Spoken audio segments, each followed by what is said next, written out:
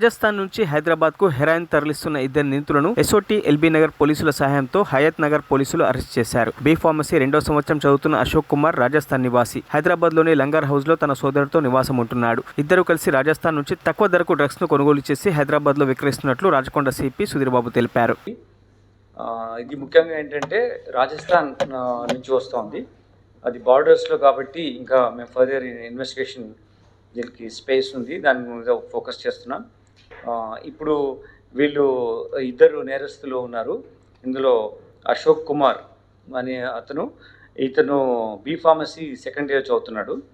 ఇతను లంగరౌజ్లో ఉంటున్నాడు, but is native of Jalore district of Rajasthan. తర్వాత ఇంకొక పిల్లవాడు, అతను మైనర్ ఉన్నారు. అతను juvenile in conflict with law, so we are not disclosing his name. But అతను చాలా యాక్టివ్ రోల్ కూడా ఈ పెడ్లింగ్లో, వాళ్ళకు పెడ్లర్గా పనిచేయడంలో చాలా ఇంపార్టెంట్ రోల్ ప్లే చేస్తున్నాడు.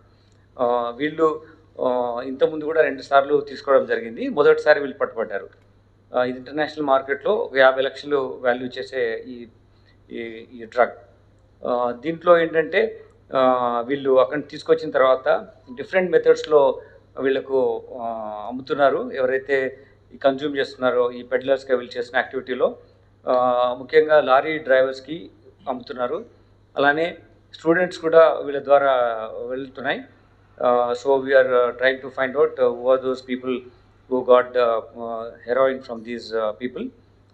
డిఫరెంట్ మెథడ్స్ను ఫాలో చేస్తూ క్వికెస్ట్ వేలో వాళ్ళు రీచ్ అవుట్ చేస్తున్నారు. ప్రైవేట్ ట్రాన్స్పోర్ట్ సిస్టమ్స్ ఉన్నాయి మనకు.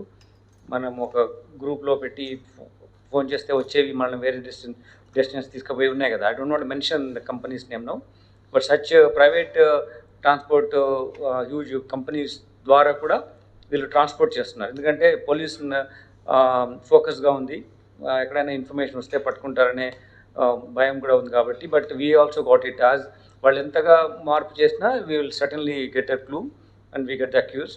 ఇందులో ఇప్పుడు నేరస్తులను పట్టుకున్నప్పుడు వాళ్ళు ఎలా మోడస్ ఆపరెండి ఏంటి, ఎలా ట్రాన్స్పోర్ట్ చేస్తున్నారు అనేది కూడా మేము ఇందులో తీసుకురావడం జరిగింది. ఇక్కడ వీళ్ళు ఏంటంటే ఒక కవర్ జాబ్ చేస్తున్నారు. ఈ రైలింగ్ మ్యానుఫ్యాక్చరింగ్ యూనిట్లో పనిచేస్తున్నారు. కానీ వాళ్ళు ముఖ్యంగా ఈ డ్రగ్స్ను తీసుకురావడము ఇక్కడ. మరిన్ని అప్డేట్స్ కోసం మా ఛానల్ని సబ్స్క్రైబ్ చేయండి.